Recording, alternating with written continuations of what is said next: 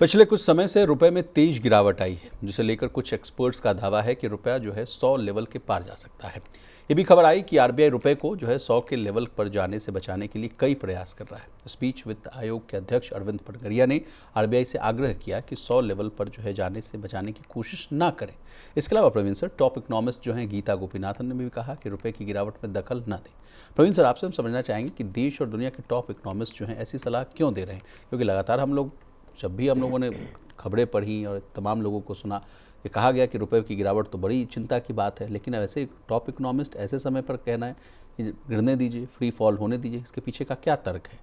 नहीं, देखिए, अरविंद पनगड़िया ने एक बड़ा, और उनके साथ गीता गोपीनाथ और कई दूसरे जो एक्सपर्ट्स हैं, जानकार हैं, उन्होंने इस बात को आप हाईलाइट किया है कि रुपए को की गिरावट को रोकने के लिए आरबीआई जिस तरह से एग्रेसिवली काम कर रहा है, चाहे करेंसी स्वैप का सहारा हो, डॉलर बेचने की बात हो, उसको करने की दरअसल ज़रूरत है नहीं। आरबीआई को एक नेचुरल वे में रुपए को डेप्रिशिएट अगर हो रहा है तो उसको होने देना चाहिए। अरविंद पनगड़िया ने ये साफ तौर पे कहा है कि आप इस तरह डॉलर को निकालते जाएंगे रुपए को बचाने के लिए, तो एक दिन ये होगा कि आपके फॉरेक्स रिजर्व में डॉलर बचेंगे नहीं। ये खबरें आ रही थी सर कि प्रतिदिन $1 बिलियन के आसपास जो है आरबीआई जो है वो खर्च कर रहा है कि जिस तरह से रुपए की गिरावट को जो थामा जाए। बिल्कुल, तो ये एक बड़ा खतरा है, और उन्होंने कहा है कि इसकी रुपए की गिरावट को के लिए हमको फिक्रमंद होने की ज़्यादा ज़रूरत है नहीं।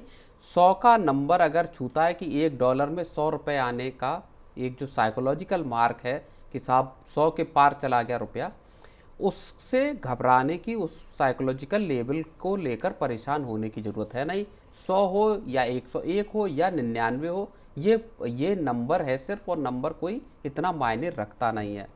उन्होंने कहा है कि कोशिश हमको ये करनी होगी कि किस तरह से बाकी की जो इकोनॉमी है, जैसे गीता गोपीनाथ कह रही हैं कि साहब आप जो स्ट्रक्चरल जो रिफॉर्म है उस पर सरकार फोकस करे, जॉब्स कैसे पैदा होंगी, महंगाई कैसे कंट्रोल में रहेगी, इस पर सरकार का फोकस होना चाहिए। अरविंद पनगड़िया कह रहे हैं कि साहब आपकी सबसे बड़ी फिक्र इस वक्त है कि ऑयल इंपोर्ट की वजह से आपका पूरा खेल खराब हो रहा है। उन्होंने कहा है कि हो सकता है ऑयल इंपोर्ट का जो शौक है वो शॉर्ट टर्म रहे, हो सकता है ये थोड़ा लॉन्गर टर्म में रहे, लेकिन आने वाले वक्त में भारत का जो ऑयल का जो इंपोर्ट का जो बिल है भारत का, वो कम होगा, और इसका जब इंपोर्ट बिल कम होगा तो रुपया ऑटोमेटिकली एक सिग्निफिकेंटली इसमें तेज उछाल या मजबूत हो गया, ऐसा उन्होंने इस बात को कहा है। विशाल, कल परसों ही मैंने ट्रम्प साहब का भी एक स्टेटमेंट देखा था सर, उन्होंने कहा था कि जो आप इस तरह से क्रूड ऑयल की कीमतों को आप देख रहे हैं कि $100 के आसपास है या उसके ऊपर जाता हुआ दिख रहा है, उसमें वो कहे कि सडन जो है एक स्लम्प आपको देखने को मिल सकता है। तो उसके पीछे भले ही वो तर्क दे रहे हो कि बहुत जल्द जो है ईरान, इजराइल और अमेरिका के बीच में सब कुछ ठीक ठाक हो जाए। तो सर, वॉर पर भी लेटेस्ट अपडेट हम आपसे समझना चाहेंगे, क्या सब कुछ ट्रैक पर आया या अभी भी डिटेल है? बिल्कुल, वॉर पर लग रहा है कि अब लड़ाई रुकने के आसार बन रहे हैं। दोनों देशों के बीच में एक जो गैप था तमाम मसलों को लेके, वो गैप अब कम होता हुआ दिखाई दे रहा है, और ऐसा लग रहा है कि अब शायद अगले कुछ वक्त में जंग हो सकता है कि परमानेंटली ही पूरा युद्ध विराम होता हुआ दिखाई दे। जी। अब सर, पनगड़िया साहब ने अपने एक स्टेटमेंट में एक बात 2013 जैसी स्थिति को भी लाया था, तो उस विषय को भी हम आपसे समझना चाहेंगे। उन्होंने कहा कि 2013 की करेंसी संकट से तुलना अगर आप कर रहे हैं तो कह रहे हैं कि तब भारत में महंगाई जो थी वो डबल डिजिट थी। अब स्थिति एकदम अलग है, भारतीय अर्थव्यवस्था जो है ज़्यादा मजबूत स्थिति में नज़र आ रही है। तो ये वाला मामला क्या है, इसको भी अगर आप थोड़ा सा एलैबोरेट करके समझा दें। नहीं, बिल्कुल, देखिए 2013 में जिस तरह जो बात आपने बताई कि महंगाई का एक बहुत बड़ा कंसर्न सरकार के सामने था, डबल डिजिट की महंगाई थी, बैलेंस ऑफ पेमेंट की क्राइसिस थी, उस वक्त आरबीआई को कड़े उपाय तब लेने पड़े थे रुपए को बचाने के लिए, डॉलर को देश में रोकने के लिए। अरविंद पनगड़िया का कहना है कि साहब इस वक्त ऐसे हालात है नहीं, आपका फॉरेक्स रिजर्व मजबूत है, इकोनॉमी कहीं ज़्यादा मजबूत है 2013 की जो क्राइसिस थी उसके मुकाबले जी। तो आज भारत को लिए, और दूसरी चीज़ इन्फ्लेशन का जो प्रेशर है वो इकोनॉमी पे बहुत कम है, उस लिहाज से अगर आप 2013 की क्राइसिस के मुकाबले देखें।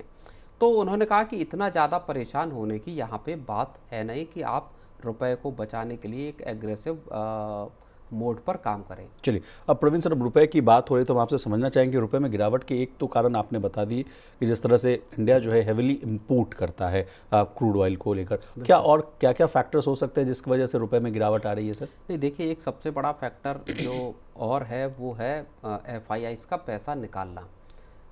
2.12 लाख करोड़। बिल्कुल, $78 बिलियन का जो है इक्विटी आउटफ्लो कर चुके हैं 2025-26 में FIIs। तो ये एक बड़ा आंकड़ा है और FIIs का आउटफ्लो रोकने के लिए आपको इकॉनमी को ज़्यादा मजबूत बनाना पड़ेगा, कुछ सरकार को रिफॉर्म करने पड़ेंगे जिससे कि FIIs को ये लगे कि भारत एक अच्छा डेस्टिनेशन है इन्वेस्टमेंट के लिहाज से।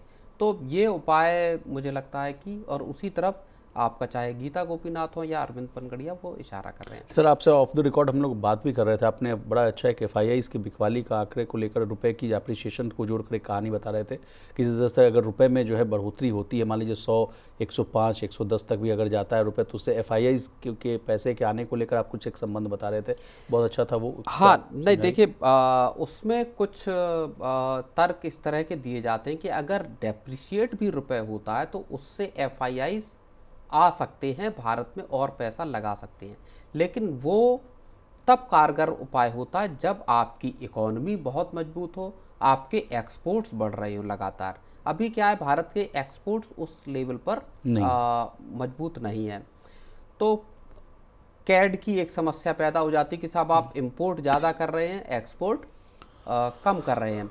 तो ये एक मसला है। तो अगर आपकी इकॉनमी मजबूत है, अगर आपके एक्सपोर्ट्स अच्छे हैं, तब रुपए अगर डेप्रिशिएट भी होता है तो हो सकता है कि जो डॉलर्स हैं वो भारत में फ्लो करते हुए दिखाई दें। लेकिन अगर वन साइडेड ये है तो ये खतरनाक है, उससे आउटफ्लो बढ़ता हुआ नजर आता है। चलिए, अब जाते जाते जो है रुपए कमज़ोर होने से क्या क्या चीज़ें नेगेटिव और पॉजिटिव हो सकती हैं समझ लेते हैं। नुकसान क्या है? देखिए, विदेश में यात्रा, पढ़ाई, इलेक्ट्रॉनिक के सामान, कच्चा तेल, विदेशी निवेश, ये सब जो है ये महंगा हो जाता है। और फ़ायदा क्या है? सामान एक्सपोर्ट करने वाले को जो है ज़्यादा रुपए मिलते हैं। भारत आने वाले टूरिस्ट के लिए जो है ट्रैवलिंग जो है वो सस्ता हो जाता है, मेडिकल टूरिज़्म को बढ़ावा मिलता है और डॉलर भेजने पर ज़्यादा पैसे मिलते हैं। तो ये रही हमारी डॉलर पर अच्छी खासी एक रिपोर्ट।